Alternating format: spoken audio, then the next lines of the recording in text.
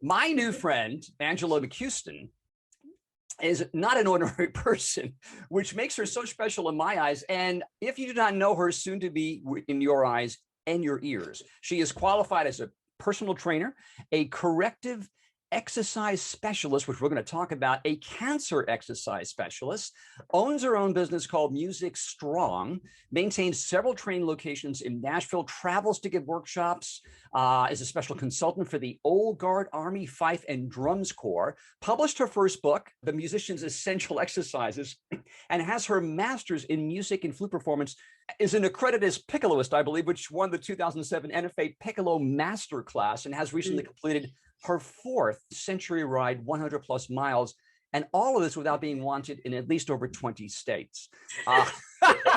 We are, that I know of. We are here to find out what motivates this young lady, lovely lady, and how exercise has branded her musical aspirations to pursue these 3, I would say, themes in your life, Angela: perform, teach, and train. So let's go back to childhood, because I find many of these themes start there. Let's just start where you were born, and let's talk about your early upbringing as a child. So I was born in a teeny little town in Michigan called Grand Ledge, which for some reason, almost everybody I talk to is like, oh yeah, I know where that is. Why? There's like 5 people who live there. Okay, maybe like 6,000, but still, it's tiny. So it's right outside of Lansing. If you're a Michigander, either way, it's right here. You see my hand. So, so I was born there. That's where my entire family still lives. My parents met in marching band in high school, which is funny because they're not musicians. I mean, they were high school musicians. My dad played trumpet. My mom played flute. Hence why I play flute, because I found it and went, oh, it's so pretty, I want to play it. And so I did. And it was just like a match made in heaven, that I made a sound first day. And yeah, when I was 10, my dad worked for Oldsmobile. My mom was my librarian. And my element, she has her degree in library science. And she was our elementary school librarian, which was way fun. You know, it's like, we're going to go down the hall to see my mom, you know, it was way fun, right? So when I was 10, my dad actually got laid off from Oldsmobile just one too many times. And we thought, all right, they weren't really seeing a future for us in Michigan. And they thought, there's way more of a future for us down south. GM was opening a new plant called Saturn. If we remember those beautiful little plastic cars everybody had for a while. My dad built Saturn cars. So we moved to the South, and it was a massive culture shock at 10 years old. We moved in July, which was the worst time of the year to move. It was a great experience. So yeah, so I moved from there when I was 10. I was about 4th grade. Yeah, that's kind of how I started. My dad worked for GM for 30 years. My mom, this is kind of interesting. My mom went from being a librarian to, when we moved to the South, she wasn't our librarian. She did a couple of different things. I don't remember exactly what she did in the beginning, but my mom is also an entrepreneur, and she has always loved quilting. And she decided, I'm not going to be a librarian anymore. I'm going to make a career out of something different. My mom now has a career as an optical illusion quilter. She's published over 9 books. She travels the world teaching people this. She's got her own fabric line. Her name is Karen Combs. If you're a quilter, you will know her name. She's this tiny little 4'10" woman. She's like a celebrity in the quilting world, and I think it's hilarious. And I watched her from a young age be an entrepreneur. We went to the Nashville flea market, and she had a booth as a quilter. I don't even know how that works, but I mean, like, she did all these things. I saw her try at these different places and fail, and try here and fail, and try here and fail, until like things just worked and worked and worked. And then when I got to high school, college-ish, my dad quit. He didn't want to say retired. He quit GM after 30 years. And he founded his own business as a computer guy. I don't really know what he does. He taught himself a new like C+ or C++ computer language. I don't understand any of it. He was a mechanic for a while. He like drag raced and did motorcycles and engine repair and stuff. And then he's like, I don't want to build cars anymore. I want to do computer stuff. So that's what he does. So I come kind of from a family of entrepreneurs. Now, our audience is going to be honing in on these things because, you know, children absorb things. Mimicry is a huge, I mean, it's our natural tendency. We're children. You're 10 years old now. You've obviously had to adapt. You've learned adaptability by geography. You've watched your parents adapt to different provocations, avocations, interests, hobbies. Your father has a scientific mind. Your mother has her own sense of curiosity and development and self-development. You said you discovered flute from your mom. How did your mom continue to be a mentor as she did in terms of flute performance? And what was the beginning training you had, if you had personal private training as a 10-year-old, right around this time frame? I was always really keenly aware that my mom was a musician. My grandmother played piano. That was always kind of a thing. And she was also an artist. She was an amazing artist. I begged her to teach me how to paint. And she did, bless her heart, but I'm terrible at it. I have no eye at all. So, but she did. I appreciate her humoring me. And her mom, my great-grandmother, I knew all 6 of my great-grandparents. Everybody lives really long in my life, and they all got married young, so I knew all 6. And 6 out of 8. And my great-grandmother, Grandma Dora, was also maybe like a 5-foot-tall woman who played not only piano, was really talented. I remember her playing when I was a kid. She also played accordion, which that thing is huge, right? So I can trace this musical gene through my mom. My dad played cornet. He didn't play trumpet. He played cornet back in the day. When I was a kid, they started giving me piano lessons, and I just took to it like a duck to water. So you're self-educated. Your parents also are kind of self-educated as well. Did you pick that up from them? Education was always a huge thing in our family. Yeah. It was really widely revered that you should read. You should always be learning something from somebody about something you didn't know. And that just came from all areas of especially on my mom's side. It was just like, always be learning. Weird little memory. I remember reading a book. Sarah, do you remember the book Sarah Plain and Tall? No. Oh, this is like a book you're all supposed to read in 4th grade or something. I remember reading it, and there was a word I didn't know. It was squall. I didn't know what a squall was. And I asked my mom, she goes, why don't you call your grandfather? I went, okay. But like, forget a dictionary. There was no Google. So I had to call my grandfather and ask him and he gave me the dictionary definition. I'm like, well, this is cool. I don't know why that stuck out to me. He was like, who does that? Call your grandfather. He's a learned man. He will tell you the things. Yeah. And so it helped me know that my grandparents were a resource like that. Very cool. It was just valued. Yeah. Very interesting. Yeah. All right, so we're approaching, let's just say, college right now, and your choice of college, and you've made your decision. You're going to major in flute performance, I presume. What college, and what made you choose that college? So I went to Tennessee Tech University here in Tennessee. It was in Cookeville, and I decided to go there because it was really between either there or Belmont. And Belmont here in Nashville is more centered towards vocalists, and I remember going to I checked them out and I was like, hey, so what, your campus is beautiful, but what about the band? They're like, I think we have a band. Choice made. So that point, I didn't even tell you like the whole story of like finding the flute. My mom had a flute under the stairs, and I would like take it out and open it and see it's in its shiny, in its shiny purple velvet, and just go, I will play this one day, and it was just like that match made in heaven. And since then I was that kid. So when it came time for college, there was no question I was majoring in music. I was the band for a while because I transferred from public school to private school. And I didn't really want to, but my parents wanted me to, and they asked me if I went, well, I'll try it. I hated it. Absolutely hated it. Did not fit in. Why is that? May I ask? I wasn't popular, but I wasn't unpopular. Like I had plenty of friends. I fit in. I felt. And band wasn't a weird thing at the public school where I was. I went 2 minutes down the road to this private school. There was no band. I was a nerd, quote unquote. All these kids had been together since kindergarten. I was the outsider. Now, most young people, young women especially, that I've talked to, with you find the flute, very attractive. It's metallic, it's shiny, it's lovely, all that. And when they go to college, they generally make a choice. The choice is motivated by the teacher, but you've made the choice because it had a band program, right? It did. And I also looked around. I mean, I looked all over. I thought about Pepperdine. I thought about Indiana. I thought about all these other places. And I thought I'd rather stay close to home for my bachelor's degree. And I looked at what was close to home. And there are several other music schools, but they were known for things other than performance. Like MTSU, Middle Tennessee State, was known for business, music business, which wasn't even a thing back then, but that's what they were known for. And I was like, I don't want to be in that. I don't want to be recording. I don't care. And then, APSU was known for this, that, and the other. And I was like, this is perfect. And I went and I interviewed and I loved the place. And so I picked that place. Plus I really got along well with the teacher. And it just went, oh, this is perfect. And I really hit on a gold mine, because that year, those few years that I was there was some of the best years that, as I've heard from other teachers who have now retired, some of the best years that I were there were some of the best years they've had with the students that were there. It's just like an anomaly. So now master's degree, you're fine tuning your skills in flute, but during the undergraduate years, I assume you were associated with sports at all? Where did the fitness kick in? This is kind of funny. So the fitness kicked in probably my freshman year.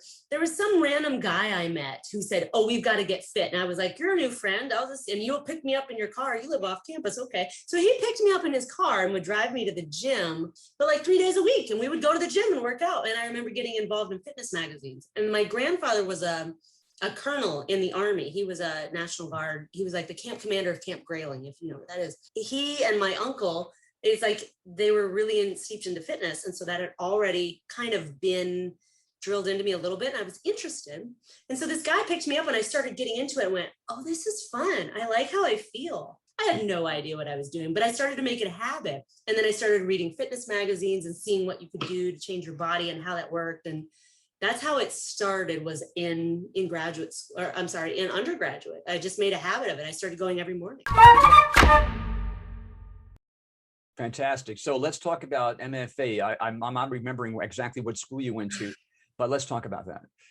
What made you choose the school you went to? So when I graduated, I joined the Army my senior year of college for my bachelor's degree.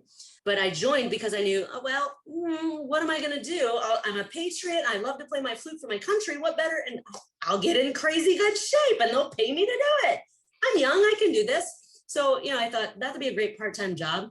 I came back from basic and I had not gotten into the schools for graduate school that I wanted to get into. I applied. I desperately wanted to go to UCLA. I wanted to be in movie music so bad I could taste it. I had the best audition of my life and had to look up my rejection letter on the internet. But okay, so I'm not supposed to do this. So I got in I got in a couple places and I decided I'm going to take a year off. I'm going to teach. I'm going to learn how to self-support myself. So I did. I taught and I reapplied. And I got in at Indiana and I got in at Appalachian State. And Appalachian State offered me like basically a lot of money. And Indiana was like, "We'll give you this tiny little scholarship and you'll be a lot in debt, but you should come here." And I went, I'm going to go where I'm not going to be in debt. So I went to Appalachian State. This is 2 years after I graduated. And I hate to say it, but I hated it. It was not a good fit. So this is where I was chasing the non-debt-free life and thought this is where I'm going to, and then I realized I thought I wanted to be an ethnomusicologist. I loved Irish music. I thought that's what I wanted to do. And then I realized ethnomusicology was not playing music, it was studying it. So that went out the window. And what's funny is I had auditioned at Florida State. And I got this feeling like, oh, I'm supposed to be here. This is where I need to be. And I had an amazing audition. And the professor there, Ava Amsler, she's just retired this year. She said, she's Swiss. She says, "Angela, you should stay here and talk to me after." I was like, okay. Even though I had like a 10-hour drive, I'm like, yes, okay. And she goes, "I want you here, but you're not ready. Come back next year and audition." So then I went to Appalachian State and it made me who I needed to be. It really kind of solidified, this is what I want. This is who I need to be. I'm not being challenged. This is blah, blah, blah, blah. I went and auditioned. She goes, "Now you are ready and I will offer you a TA." So I was a TA. So I had a teaching assistantship, and between that and the GI Bill and the Army, I had my master's degree paid for. But it's funny because I had that feeling the year before. I was like, I need to be here. And then I got rejected. And then the next year, it's like, poof, there it fell into place. But you had to go through that growing period beforehand. I almost want to call this the rite of passage, because somewhere along the line of your personal development, you have been able to accrue into your credentials, your mental credentials, adaptability, perseverance, accepting challenges, actually enjoying challenges. The training, the physical fitness training started in early college, and then, somehow is connected to basic boot camp. You so flippantly said, "I came back from basic." I didn't ask you how well you did in basic. I mean, was basic easy for you with the training you were going through in college? But you seem to aspire to challenges to motivate your adequate self-esteem. Are these credentials, were they benefited or inherited from mom and dad, or is this self-induced? But what drives you? Where does that come from? Excellent question. I think it's a little of both, honestly. I mean, we talk nature versus nurture here. I mean, it's honestly a little bit of both. Like, I went to Interlochen Arts Camp as a high schooler. I got in, and I knew there's no way my family could have afforded for me to go. But I was like, oh, there's no way. I actually got in. Me, out of all these people in the world, I got in. I've got to go, right? And so I was like, my parents were like, well, you've got to raise the money. I went, okay. And so I came up with some scheme. Like, I was trying to raise my money, and my grandparents actually went, okay, we see her effort. We're going to fund it for her to go. Didn't hurt that they lived 30 minutes down the road for their summer house, right? But so it was the best of both worlds. But I mean, like, it was that whole thing of, on my mom's side, especially, there's always this drive to better yourself. You can always rise above. What do you not know? What do you need to learn? Because there's always somebody who knows something more than you do, and you should learn from that. And that was just kind of ingrained. My grandfather was always learning and doing and investing, and he was like the kid who has fingers on all these different pies, right? And I think that translated to my parents, who both have this entrepreneurial spirit. I get this question a lot, like, did you join the military because of your grandfather? Because no, not really. The military wasn't a big deal. Like, my grandfather was a colonel, and I was like, so, what does that mean? I'm a kid. And it really wasn't that big a deal. But like, the personal challenge, what I've found is that there are two types of people in the world.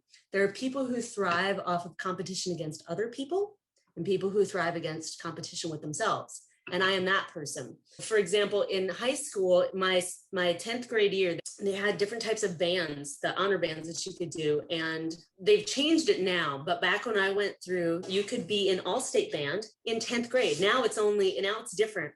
So the deal was, I was like, oh my gosh, I'm going to be a 10th grader competing against seniors. There's no way. And I love to play. And I went in, and it wasn't a competition for the audition. It wasn't a competition against anybody else. I was just like, let me share this with you. Oh my gosh, I'm so excited to play this piece for you. I was just like super excited. And I made third out of, I don't know how many people, as a sophomore. I mean, I beat seniors. Like, we totally freaked out, right? So my next grade was 10th grade or 11th grade. And I got a boyfriend, and I wasn't really paying attention. I just had some for granted, and they only take the first 5 people for All-State, and I made 6th. I thought, oh, okay, that's not okay. So I learned a little bit more about, like, okay, so you can't rest on your laurels. They don't know you in these blind auditions. You need to work your tail off and do what you can do and really show these people, right? So then, like my senior year, there was always these 3 of us. And one of them I went to school with, and one of them I didn't. And we just competed at everything. But they weren't really my nemesis or anything. It was more, okay, I would really love to beat you. I know you would love to beat me. It was just like this friendly competition back and forth.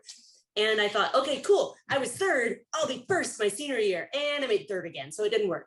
But I wasn't upset. It was great. So, I mean, I've always thrived on that, being able to compete against myself, and I really want to see, what can I do better? Like, when I go on a bike ride, I want to go a little farther or a little faster or a little higher in elevation, or, that kind of thing. But it doesn't have to be a huge thing. And I'm not competing against anybody else. I don't care what you do. You do you. The thing that I find very interesting is that you're not self-defeatist. I mean, if you do not achieve a certain level or goal, I assume you don't get upset at yourself. You just say, cool. That type of acceptance is rare in individuals. I'm very competitive with myself and with others, both, I think. But I don't do well in terms of self-healing. I don't do well if I don't get something done or achieve it on a level that I would like to have gotten it done, which is not often. But when it happens, I go through a 5-minute grieving period. It doesn't last long at all, because I just trip hammer to something else. But you seem to just accept it. You seem to be very cool that way. That's just, I'm very happy you have that ability, Not everyone does. It's part of the learning process. Because if you can't look back and learn, you can't go forward. Well, there is the oracle at Delphi, and it's written right there in the ancient 500-year-old building BC, know thyself.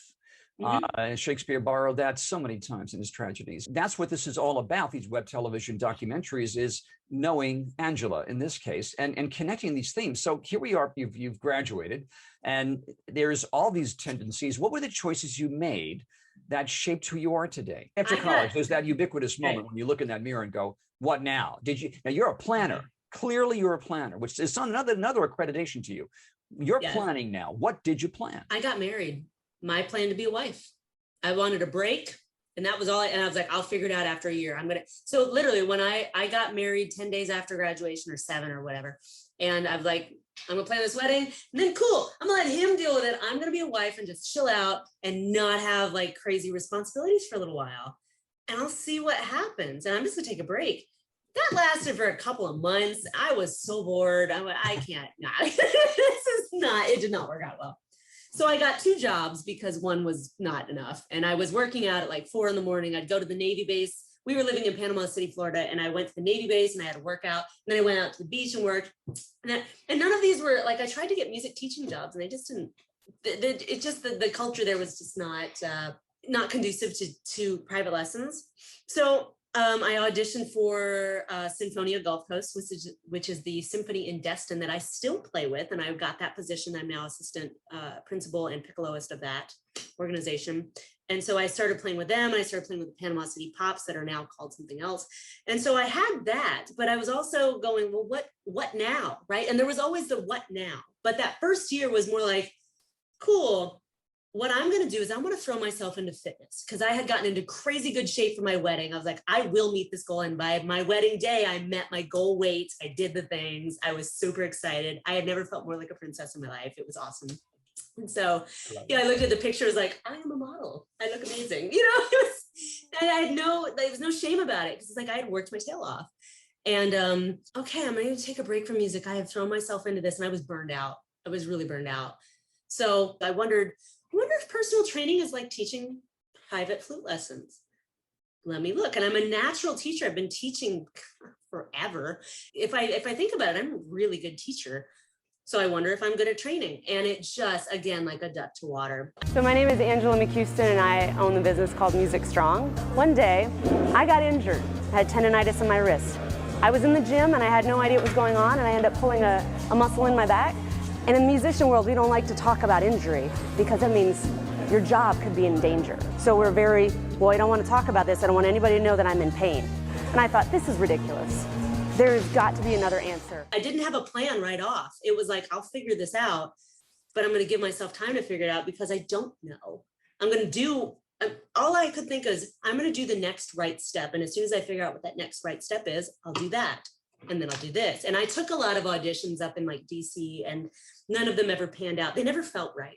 Mm-hmm. So it's funny. I've won every audition I've ever done in person, and I've lost every audition I've ever done blind. You said something, these things strike out and they're going to become chapters throughout this web documentary. It never felt right. Now, I want people who are watching here to just take this in, especially if you're young. How important is it for it to feel right? When you make dramatic changes in your life, when you're taking something that you love to do, even if you don't think it's even analogous to music, in this case, physical fitness, and all of a sudden you accept the fact, well, I'm going to do this. I'm going to do training and play the flute. So are you conscious of now your future where you may combine the both? Or are you just unconsciously saying, I'll do training because I can get paid for it, because the flute stuff is not paying as much, not as many jobs in this particular geography. But are you looking long distance? Are you saying, I'm going to unify these branding elements of my personality together at some point? In the beginning, that was not there. It was more of an exploratory endeavor. What does this look like? What is a personal trainer? I don't know. I'd had a couple and they were, So I'm like, well, could I be good at this? I'm interested. I've always had this love of anatomy. I took anatomy class in high school and loved it. Like, I super nerded out all the names, the Latin names of all the muscles and all the things and what they did and kinesiology and stuff. But I couldn't figure out, I didn't want to be a doctor. I couldn't figure out where that love of anatomy, I almost became a massage therapist. I didn't tell you this. So right, my senior year of high school, I was looking at Tennessee Tech. I was looking at Belmont, all those 2 for music. And then I was looking at the National School of Massage. So I thought I might want to be a massage therapist. And then I went, no, I don't want to do this. So this is where things all started to kind of come together, but it wasn't like I felt this huge pressure of, I got to figure this out right now. It was more of, well, how does this work together? And how does this work together? And I like this. And I didn't feel like I was selling out to do fitness because I was still playing. And that was just number one. I just was exploring something else. And then while I was learning about that, there was this light bulb that went off in my head because I'm learning about muscle imbalances. And I thought, oh my gosh, I've been injured so many times and every doctor would just tell me to quit playing. But this third time I was injured, and this is fast forward maybe 5-6 years, that he said, the reason you have this injury, and it was from cramming from a piccolo audition for the President's Own. Piccolo, which is tiny, right? I couldn't move. I couldn't put my arm down. I couldn't breathe. This muscle in my back was just spasming nonstop. And I couldn't get comfortable. Everything hurt so bad. I went from 0 hours a day to 2 to 3 to 4 hours a day because I didn't know the piccolo orchestral rep. And I knew I was a good piccolo player, but I didn't know the rep. And I went, well, I can't pass up this opportunity. So I go see this doctor, and what he said put into motion my entire career. He said, what's going on is you have a muscle imbalance. Right here, you have a knot that's from this muscle being your pectoral muscle, the pec major basically being so tight, it's pulling these muscles forward and they're spazzing because they're so weak. But this muscle is so tight. So it's so bad. What I would do normally, because you've got basically a knot in this muscle, is I'd put a cortisone shot in the middle of that muscle. But that's right over your heart and that would probably kill you. So you don't want that. I said, okay, plan B is, he goes, well, you should probably just stop playing, find a new career. And I went, okay, you're fired. But before you're fired, I've got an audition next week. So your plan C is, I just could not believe this is all he said, is just quit. I'm like, really? If it hurts, don't do it. I mean, come on now. He goes, well, I'll give you this cream and you can put this on and fine. I was like, okay, fine.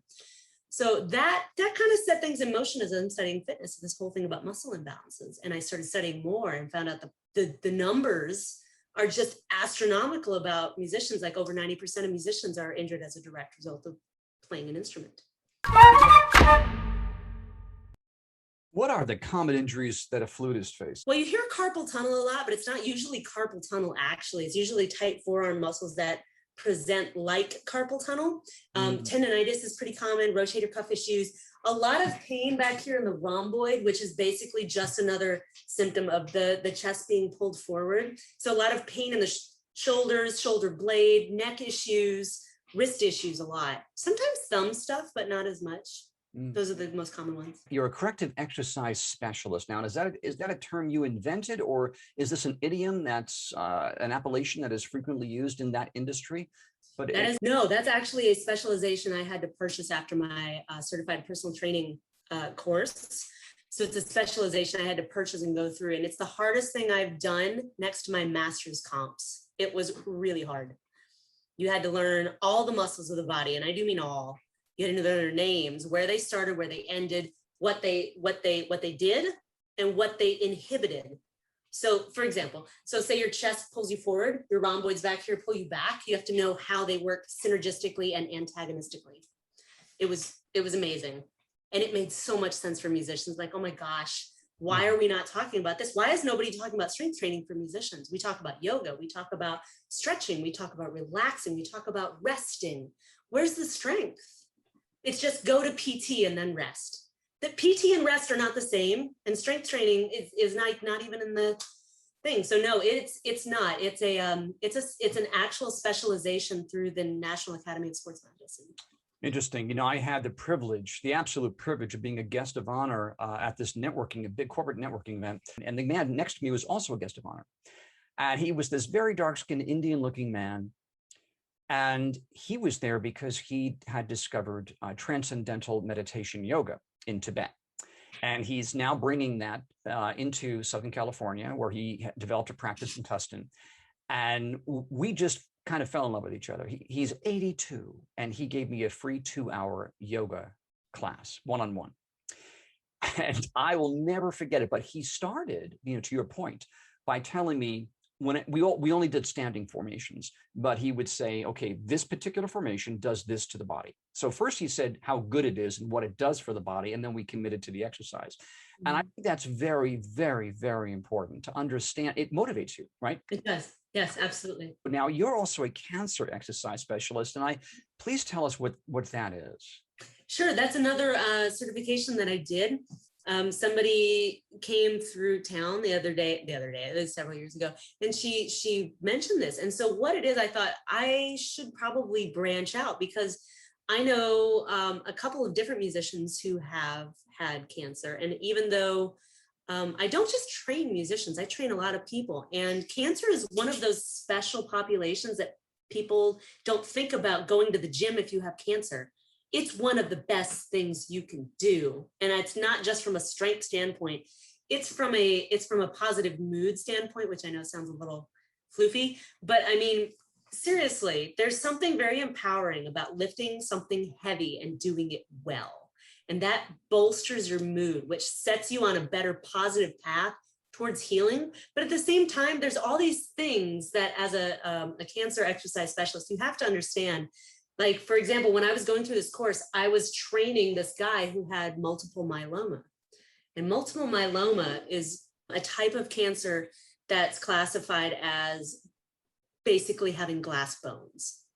You want to talk about scary. And I didn't know this. And so I started training him, and then I went through this thing and I was like, oh, we need to do this. We need to, there's all these different things you have to consider, like different ways to modify the exercises. Number one, so they feel good that they can actually do the exercise and they're taking part of their lives back from this horrible disease, but two, that they're doing it safely. And so there's this whole different thing that you have to think about, but that it's wonderful on both fronts. And I love being able to give people, like, this disease takes your life from you, sometimes literally, and being able to take part of that back is just so good, like giving people their lives back. It's wonderful. Yeah, you're such an extraordinarily positive person. It's marvelous to see and witness. And you've taken this experience, and we've kind of gone over ahead of ourselves a few chapters here in terms of the training and all the due diligence required for achieving these types of certifications.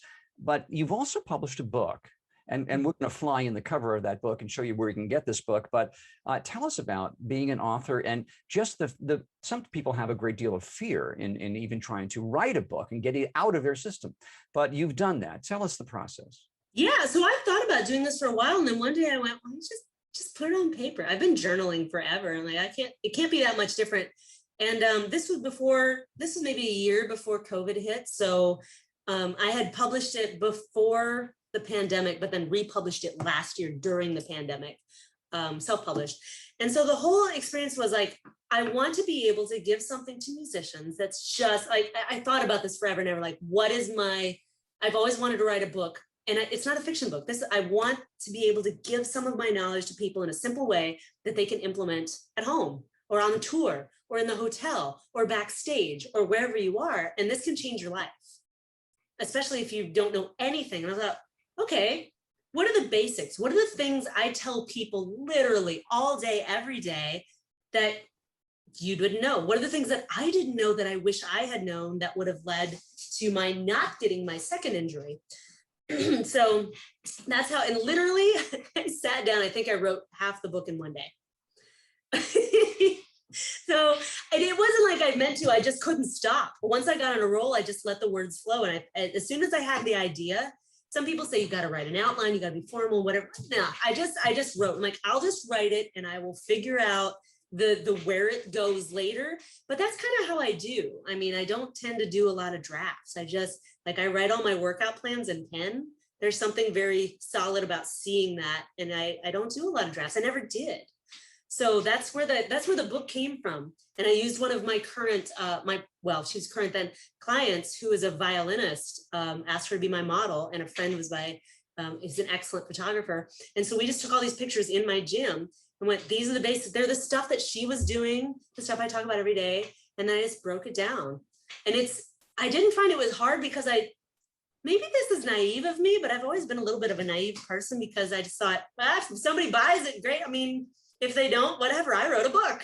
you know, I didn't think anything about it. A wonderful trait of yours. Because What a do lot you of have to people, a lot lose of by people writing a publish a book and they have expectations, sell, income, cash flow. And you just said, if anything, I would have written a book. It's very refreshing to be that way, I think. Yeah, well, I'm also not perhaps in the healthy. illusion. Yes, but they say you're not going to get rich writing a book, and you're not. You know, and I realize, like, I'm selling my book for like $20 for the ebook, and I realize it's a little high. Would I pay it? I don't know. But, you know, at the same time, it's like, I know what I poured into this and how long it took to revise and redo and do the pictures. And it wasn't the writing of the book that was hard. It was stopping, because I wanted to keep going and adding more and more and more and more and more. And we did the photo shoot in one day, and I had one day. So I had to stop. That was the hard part. But there could be subsequent books. There probably will be. You know, it doesn't end in one book. Oh, no. Your life story certainly isn't over yet, young lady.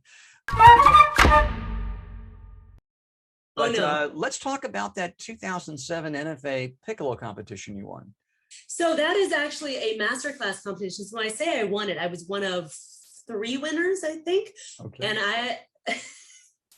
I won it and didn't realize I won it, kind of thing.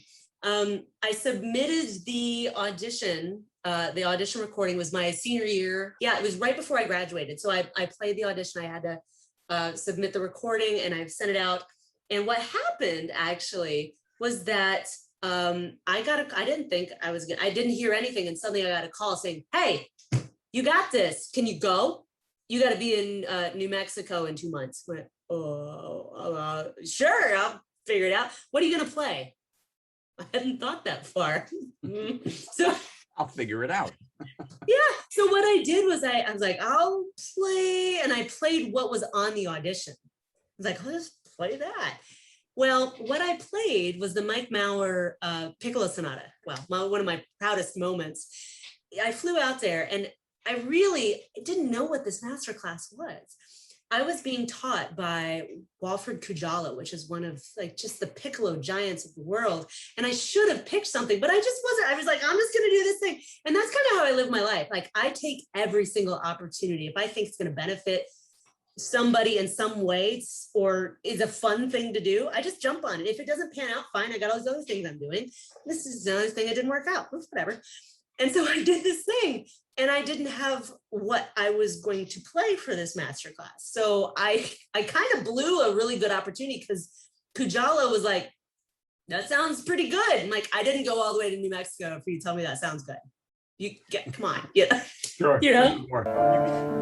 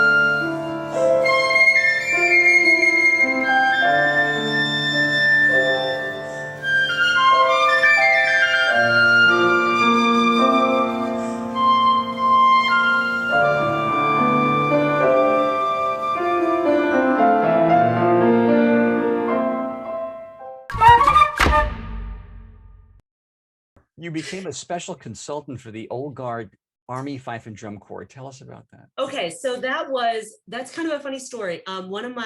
Several of my friends that I went to graduate school with actually became members of the Old Guard, and they won those auditions. And so I started talking to one of them about what the things they are that they deal with in the Old Guard. And she said, oh my gosh, the bass drum players, They have horrible low back pain and everybody has to stand. Like, one of the things you have to do, and as a member of the old guard, is that you have to pass a 30-minute standing still test. You can't move for 30 minutes. You have to stand totally still. Otherwise, you don't get the job. That sounds not too bad until you try to do it. I can tell you this, doing changes of command, that your back hurts. Everything hurts, right? The body's made to move. It's not meant to stand still. And that's a whole nother conversation about, the military and the uniforms. Oh my gosh, the uniforms are not made for musicians to move. That's another conversation. Happy to talk about that.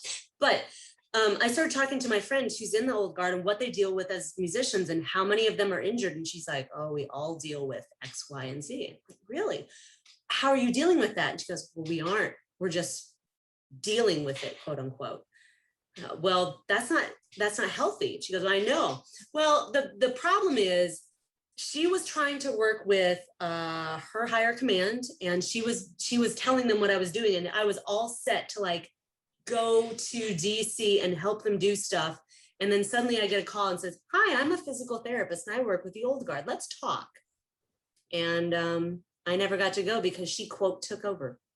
So it didn't work out. But I was in talks to do that. So I don't know how it worked out, unfortunately. I was really kind of ticked about it. What are you doing now? So mostly what I'm doing right now is I am doing personal training here in Nashville, Tennessee. That's what personal trainers do. Personal trainers make you do things that you know you need to do, and you wouldn't do them on your own. We started out with her just learning how to move. She's, modifying everything for me specifically. Belly button tight, just like a board. Squeeze up, keep it short. And I've lost over 25 pounds. The best thank you, the best thing will be when I get pregnant. I know she's already like, oh, I'm gonna have to look up what I need to do to train a pregnant person. So it'll make her learn something new. I'm one-on-one. I do online coaching. I'm doing online workshops. I'm doing a monthly Musicians Essential Exercises workout webinar, 45 minutes once a month. It's basically going over all the things in my book. I've done a whole series of instrument-specific workouts that you can download. And so I'm just kind of building on that. Instead of doing I thought I was going to build on the book and do different volumes. And I went, why not do videos? And then we got hit with the pandemic and all we wanted were videos. That's what I did. So that's how it worked out. So right now what I'm doing is I'm performing an awful lot with the Army Band. I've got another performance this week. And I'm doing that, and I'm playing with Sinfonio Gulf Coast, and I'm training people. And I teach adjunct at Trevecca University. So I've got a couple students there too. I quit teaching middle school and high school in March of last year. March of 2020, I quit. And went to college instead. So here we have Angela. Now, this is an interesting kind of a summary, but these childhood themes, they have persevered. She conditions them. She improves upon them all the time. She integrates them. She has branded herself. And tell me now, when did it click? When did you say, oh, I need to attach training with the flute and help flutists and market myself? When did that kick in? I want to say the day that doctor told me he could either kill me or I could quit. I mean, I thought, that's pathetic. Would you tell a soccer player because they pulled a hamstring, you could shoot them or they could quit? No, you wouldn't tell. Why are musicians any different? How about an athlete who's getting paid $350 million for a 7-year contract? Right. And we are highly specialized, highly trained athletes. And we're not just athletes of the small muscles. Most of my injuries have not been small, quote, small muscle injuries. My first one was tendonitis, and it was. But that whole, it wasn't like a day that it clicked. I would say that would probably be it. But when he said muscle compensation, I went home and thought. And then I was already studying for this thing, and they kept talking about compensations. And the light bulb went on, and I thought, oh my gosh, nobody's talked to me about this. Nobody's ever said anything about strength training in the musician world. Why not? If anything, they've said, don't do it. You could hurt yourself. You could hurt yourself doing anything. Absolutely. I mean, that's just a dumb reason. It's just ignorance is all it is. Musicians are not taught about strength. We're taught, oh, yoga is good. Running is good. Stretching is good. Feldenkrais and Alexander technique, and that's about it, which are all, they're great, but that's not the end all be all. Let's not just ignore some stuff because we don't know. And so I was like, you know what? I'm a hypermobile person. When I don't strength train, I get more injuries. I hurt more. Strength is the thing my body craves. And when I don't have it, I hurt more. Why are we not talking about that? And it's not just me. There's a lot of people in that situation. How can people reach you? Really easily. So you can find me on the web, anything Music Strong. Usually musicstrong.com is my website. You can find me on Instagram at Music Strong Fitness. All the socials are basically Twitter is Flute Angel with a J, but I don't really tweet much. So I'm also on LinkedIn. You can find me there under my name, Angela McCuiston. And but most everything is under musicstrong.com. It's on my website. Yeah. Also, we're going to be very happy to have Angela, if she agrees to be kind of an adjunct, the only adjunct member of the Tutti Academy to teach well-being and fitness.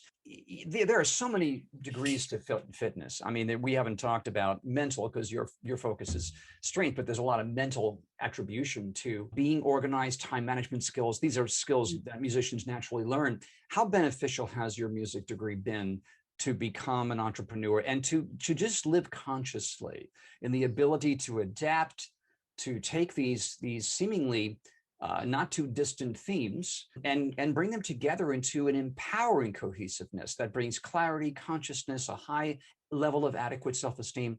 How do you value your music degree looking at yourself today as a person? I couldn't be doing what I'm doing without it, not in the level that I'm doing, but that has to do more with, I think, the reason why I got my master's degree.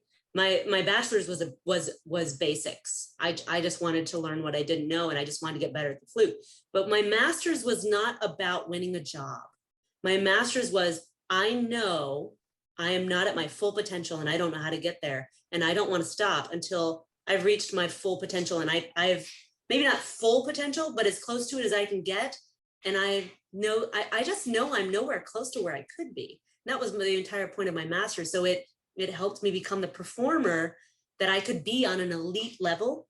And that's hugely important for understanding the musicians that I coach and that I train, because I understand the demands of their job, how many hours a day they're practicing, they're playing, they're touring, they're in concert, they're in rehearsal. I understand the demands of the job, and I couldn't have done that without my master's degree. But at the same time, my master's and my bachelor's didn't teach me anything about being an entrepreneur whatsoever. Nothing. My master's degree taught me, I had one class and I taught the class on taxes, which I thought was weird. And basically that class was make sure you have a website and get some business cards. You're probably going to be teaching lessons the rest of your life. I thought this is not setting me up for success. So I started then going, I just knew I was going to be an entrepreneur the rest of my life. And my music degree did not prepare me for being in business. From a business sense. From time management, it definitely did, because as a graduate student, you're just inundated with all these things, and you've got to keep yourself to that schedule, and you've got to learn how to schedule things and how to be present for people and how to stay on top of things. And also you have to learn how to not overextend yourself and when to say no. And I know that's kind of a big thing of learning not to say no, and like what your teachers tell you, all these things. But it's really important to be able to take care of yourself. And if you don't take care of yourself, you can't take any care of anybody else. I know it's cliche, but it's extremely true, because nobody wins. If you've beaten yourself into the ground, who's going to learn from you? What do you want them to learn? To beat yourself into the ground? That doesn't help. So master's degree really helped me with the whole time management, helped me with organization, helped me learn how to outreach and how to be, learn how to just talk to people in positions that are, quote, higher than me, that I might be a little more fearful of talking to, or a little reticent. And so it really helped me in that way. But for business wise, like strictly business, I didn't really learn much of anything. I've been learning it since then on my own. What advice do you have for other flutists? Love what you do. And if you don't love what you do, then stop and find something you do love to do. And you can also understand that you're not selling out if you find more than one thing to do. If you have a degree in performance and you do something else, or you marry it with something else, you are not selling out. There are so many ways you can put your performance degree to use that you're not less of a musician if you don't play in an orchestra, or you don't perform full time, or you don't teach in the higher level. That doesn't make you any less of a performance of a musician. It doesn't. That's my one piece of advice. Please don't buy into that, because that was like pounded into us. These are your two jobs. If you don't get either one of those jobs, you're a failure. No, you're not. There's so many other options. And if I didn't have that degree, I couldn't do what I do. There's no way. And so that degree is not the end all be all. It's a stepping stone to make you who you want to be. Run with that.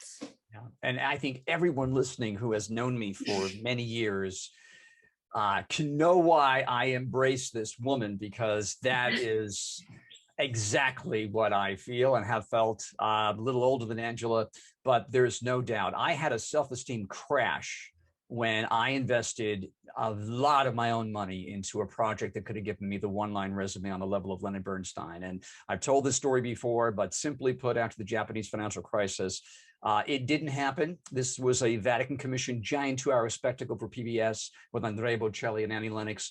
And I crashed, moved back into an apartment, and I needed a job for the first time in my life outside of music, since I was a 9-year-old peddling in New York City, playing at jazz clubs as a 9-year-old. I looked in the paper and saw an advertisement for Manufacturers Bank in the telemarketing division, and I entered the world of commercial banking. And that, when I go back in time, and I realized that's how the Tutti Academy was founded, literally to teach musicians how to parlay and revalue their music degree into the world of business and industry. And Angela kind of met me through that, I think, through giving another talk she intercepted. And together we're here only weeks later talking about her life story, which is really quite identical to mine, in the sense that her awareness and consciousness says, it's okay out there. If you have to do something else, if COVID has hit you and you're in the audience and demographics of, you're 25, 35 years old, and you are forced by biological stages forthcoming, marriage, children, if applicable, to see the future and recognize the future and want a sustainable life to pay your fixed and variable costs, navigating the world, it's okay to take those skill sets and revalue it. It may not be okay to go back and get a business and finance degree and spend all that money, go back to college. That can be really daunting, but you don't have to. There are choices. They can be self-willed, self-educated. You can come to the academy, check out me and Angela and a marvelous adjunct faculty to hold your hand and teach you how to do these things, but we'll get you there. And it's this positivism about them being proud of being a musician that is really the hallmark of our hearts and our agenda. So I really I can't thank you enough for this time. We're going to continue these video blogs with Angela and forthcoming talks specifically to training, physical training, right? Absolutely. That'd be fantastic. So Angela, again, thank you very much for being with us today. Thank you so much. I really appreciate it. It's been fun. Yeah.